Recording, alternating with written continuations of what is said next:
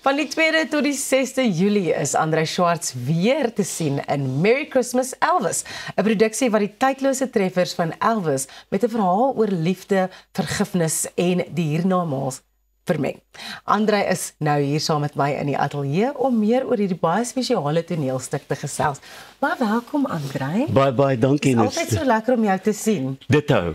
Ek wil begin met 'n vraag wat die nasie al vir jare die antwoord op wil hê. Waar is die tweede nie? En ek wil jou nooit weer sien.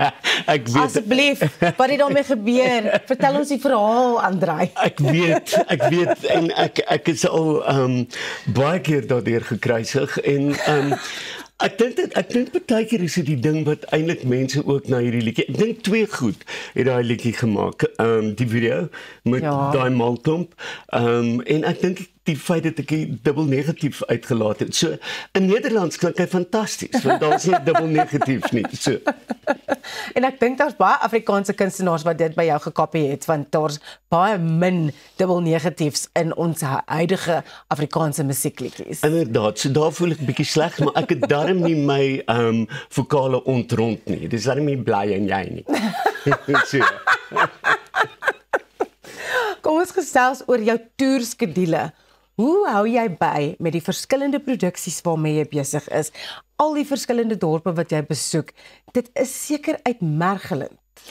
Dis uitdagend, maar dis wonderlik. Jy ken daai ding van hoe besiger hoe beter. Ja. En ek het letterlik, ek dink dit was April maand, het ek dink ek het iets soos 11 vertonings, 15 vertonings gehad van 4 verskillende shows. So dan speel jy die een dag dit en die volgende dag daai en party dae speel jy 2 verskillende vertonings op dieselfde dag. En dis wonderlik. Jy weet jy met jou kop bymekaar gehou en my tegniese mense skrik hulle dood want partykeer kom maar van die ander shows se tussendeur. Maar solank dit sin maak vir die gehoor is dit oukei. Andrei, dit nou daar gesê, hoe gaan dit met jou gesondheid? Want dit is 'n skedule wat iemand wat heeltemal gesond is, sal laat skrik. Dit gaan met my goed. Dit gaan met my regtig goed. Ek het nog 2/3 van my tong is heeltemal weg. Dit werk nog glad nie en my stembande as jy sien hier snye en dit word so nou moet ons bietjie aanpas en help en hierdie is 'n bietjie swakker. Maar in terme van wat die prognose is ek is net so geseën. Dit is vir ons so inspirerend om daai positiewe woorde uit jou mond uit te hoor. Ek is al wat ek vir jou kan sê. Dankie. Ek dink die ding is ek dink nie daaroor nie. My vriende dink nie daaroor nie. As iemand vir my so gaan dit met jou soos hulle vir jou vra. Jy weet daai daaglikse dinge. You know it's life. So, kom ons kom terug by die show Merry Christmas Elvis. Dit het by die Woordfees geopen, het al verskillende speelvakke gehad. Waaroor gaan die produksie? So ek weet ek het een keer ek het op 'n stadium met ek by 'n vriend gekuier in Prins Albert. En hy het gepraat oor die reën wat kom van die see se kant af teen die Swartberge. En dan bou dit op en dan waai die winde terug. En daar het 'n boer daarby gesit en hom verskriklik sterk uitgespreek teen die gebrek aan hoe gebede verhoor word van sy oogpunt af. En net nadat hy gedoen het, toe stap ek in die huis en daar is so een of ander kanaal op TV en daar is 'n Elvis ding met die lied van I Believe. En ek dacht toe maar iewers moet daar hierdie twee goed by mekaar kom. En dis hoe hierdie saadjie begin het. En daai selfe jaar toe bring ek 'n lied uit met die naam van Ek wens vir jou 'n Kersfees wat nogal baie goed gedoen het. En ek het hom gesing daai aand. En skielik kom die hele ding van Merry Christmas Elvis kom toe in my kop. En dis waar die saadjie geplant is. Jy het baie ook gevroeg met die teks. Jy het hom blykbaar 15 keer oorgeskryf en oorgeskryf. Hoekom was dit vir jou so moeilik om die gevoel vas te vang in die woorde? Ek skryf nog steeds. Wat sê hulle, the painting is never finished. Ja, ek verander heel wat van die einde van die nuwe speelvak. Ja, the painting's never finished. Dis moeilike goed waarna ek raak. Jy weet, ek raak aan geloof, ek raak aan die moeilike kwelpunte wat ons almal ontwyk. 'n hiernamaals. Ek meen ons het soveel vrae oor dit. As iets terrible gebeur het, hoe werk vergifnis? Jy weet, hoe vat ek hierdie karakter Jaco? En hoe vat ek hom deur hierdie pad? Laat hy vir ons vertel wat in sy lewe gebeur het met sy ma, sy pa, sy kindwees, sy kind, die feit dat hy die land verlaat het en dan wat op die einde werklik met hom gebeur. So daar's 'n konstante ontginning. En elke stelling wat ek maak, vra ek, dis hoe ek skryf. Ek maak 'n stelling en dan vra ek 8 vrae oor hoekom werk daai stelling, sodat 'n mens hom deurtrap. En vir alles 'n mens kom by sulke goed, want mense wonder oor dit. Dis 'n goed wat ons almal oor wonder en ons praat nie daaroor nie.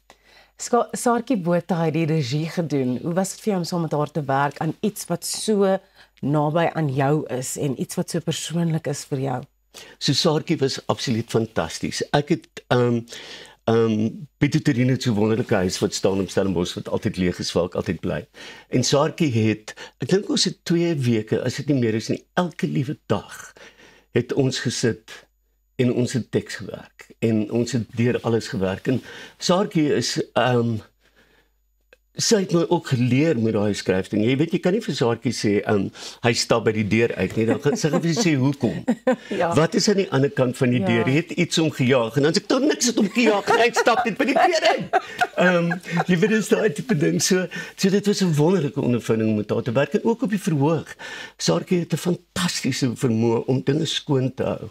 En mense het dit nodig met so 'n intense storievertelling. Jy het ook van jou eie musiek in die produksie gebruik. Hoe werk dit? So dis wel tricky. Dis 'n verskriklike moeilike ding om 'n karakter te speel en dan een van André se songs te speel. Ja. Maar dis meer bekende songs. Ek het van hulle weggeneem en veral ek wens vir jou Kersfeesliedjie werk baie goed. Maar ek behandel die liedjies heeltemal anders. Ja. Ek meen die Elvis songs is werklik nie soos jy dit al gehoor het nie. Dit kan ek vir jou absoluut beloof soos ek op hierdie stoel sit wat nogal hoog is. Die Elvis liedjies is 'n nuwe baadjie. Hulle het 'n ander storievertelling en ek beloof jy gaan op 'n ander manier na hulle kyk. Hoe voel dit vir jou om jou eie musiek in 'n ander konteks te hoor en te ervaar? Dis vir my 'n voorreg. Want ek het 'n wonderlike musiekloopbaan gehad van baie kommersieel, ek wil jou nooit versien, deur met die musiek bly spele en die tipe goed wat ek nou skryf. En dit is vir my baie lekker. My musiek het saam met my groot geword. Ja. En meeste van Saam met ons almal eintlik. Almal wat jou luister, almal maar in elk geval. Dankie.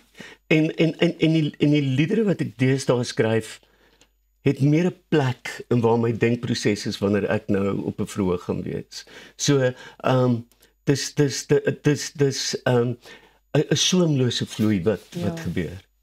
Ons sal nou teruggaan na die produksie en Jaco se storie. Hy voel amper te skuldig om met God te praat. So praat met Elvis. Hoe het daardie idee ontstaan? So daai einste boer,